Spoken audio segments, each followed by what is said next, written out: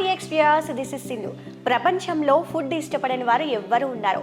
Taste నచ్చితే ఎంత కష్టమైనా ఎంత దూరమైనా వెళ్ళడానికి రెడీ అవుతారు. అంత కష్టపడాల్సిన అవసరము, అంత దూరం వెళ్ళాల్సిన అవసరం పని లేకుండా ఈరోజు మన కిచెన్లో కొన్ని రేర్ రెసిపీని అయితే నేర్చుకుందాం. నమస్తే కిషోర్ గారు.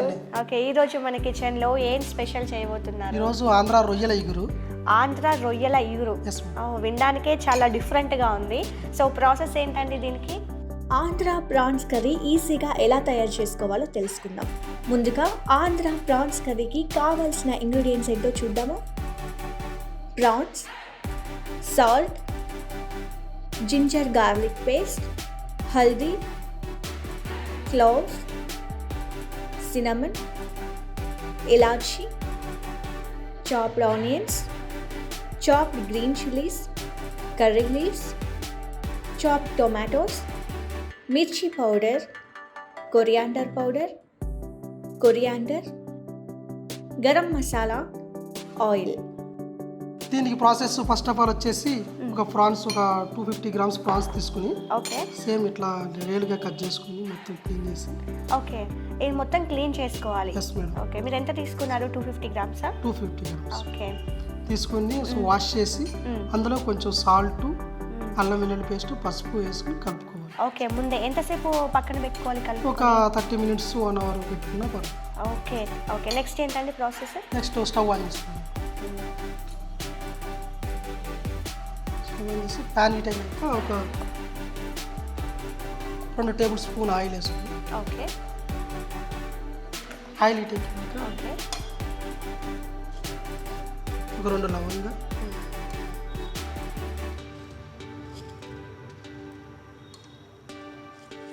చిన్న దాల్చిన ముక్క, ఓకే 2 ఇలాచి, ఆనియన్ వేసుకున్నాం. ఓకే ఇలా చిన్నగా తురుముకోవాలండి. ఓకే ఎన్ని ఒక 2 ఆనియన్, 2 ఆనియన్స్, ఎందుకంటే సెమీ గ్రేవీ కదా కొంచెం గ్రేవీ రావడానికి ఓకే ఒక 2 ఆనియన్స్ కట్ చేసుకుని వేసుకున్నాం. ఇందులో 2 పచ్చిమిరపకాయలు వేసుకున్నాం.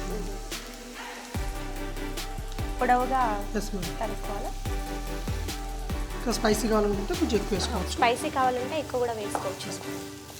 కొంచెం కరివేపాకు వేసుకున్నాం. ఒక 2 రెమ్మలు కరివేపాకు వేసుకున్నాం. ఓకే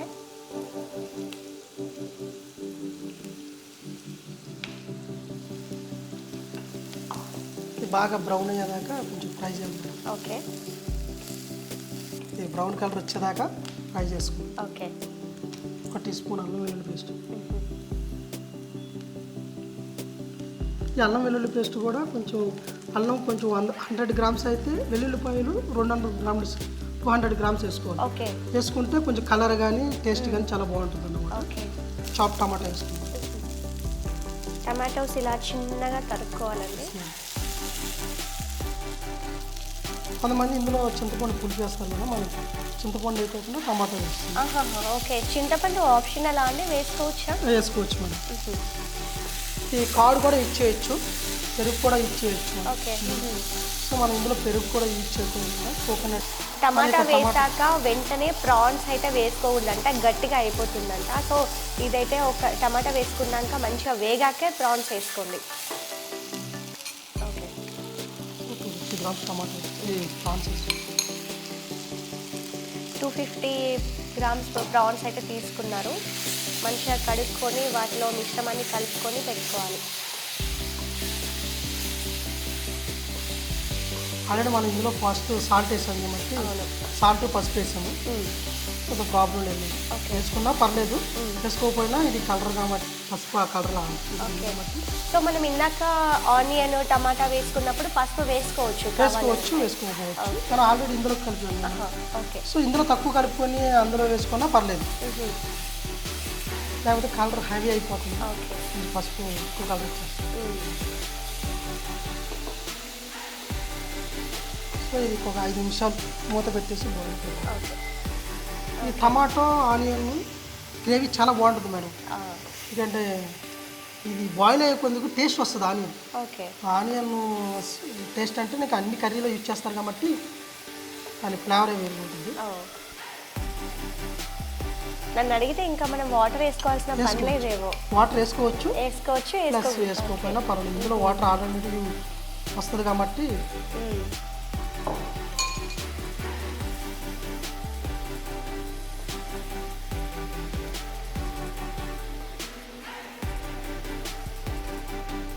కొద్దిగా కారం వేసుకోవచ్చు.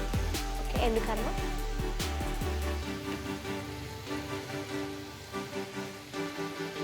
2 టీ స్పూన్స్ కారం. ఇంకా స్పైసీ కావాలనుకుంటే కొంచెం వేసుకోవచ్చు. కొంచెం ధనియా పౌడర్,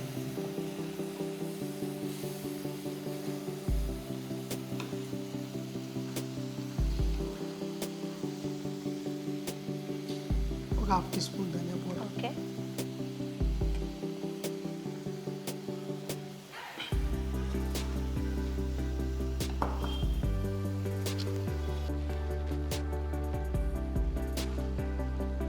కొంచెం కొత్తిమీర వేసుకున్నాం. ఓకే.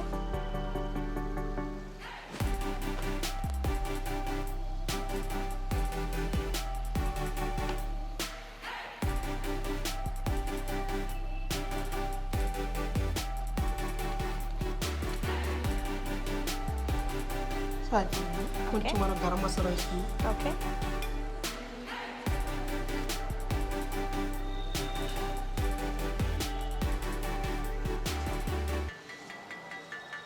కొబ్బరి పొడి వేసుకుంటాను. 2 నిమిషాలు అలా పెట్టుకుని సర్వ్ చేసుకోవడమేనా ఇంకా? మనం లైట్గా సాల్ట్ వేసుకున్నాం. సాల్ట్ ఆల్రెడీ అంతకుముందు వేసాం సాల్ట్ మసాలా కలిపేటప్పుడు. కొంచెం టేస్ట్ని బట్టి వేసుకోవచ్చు.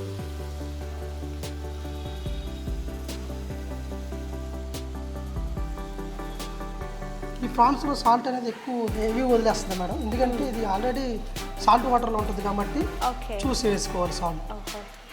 ఇగురులాగా వచ్చింది మేడం. ఓకే, సో మనం సర్వ్ చేసుకున్నాం. ఓకే. ఆంధ్ర రొయ్యల ఇగురు కూడా రెడీ అయిపోయింది. స్మెల్ అదిరిపోతుంది. ఆంధ్ర రొయ్యల ఇగురు అయితే రెడీ అయిపోయింది. కిషోర్ గారు చాలా చాలా టేస్టీగా తయారు చేశారు. చేస్తున్నప్పుడే నాకైతే చాలా టేస్టీగా ఉంటుంది అని అనిపించింది. ఒకసారి ట్రై చేద్దాము, ఎలా ఉందో టేస్ట్ చేసి చెప్పేద్దాం.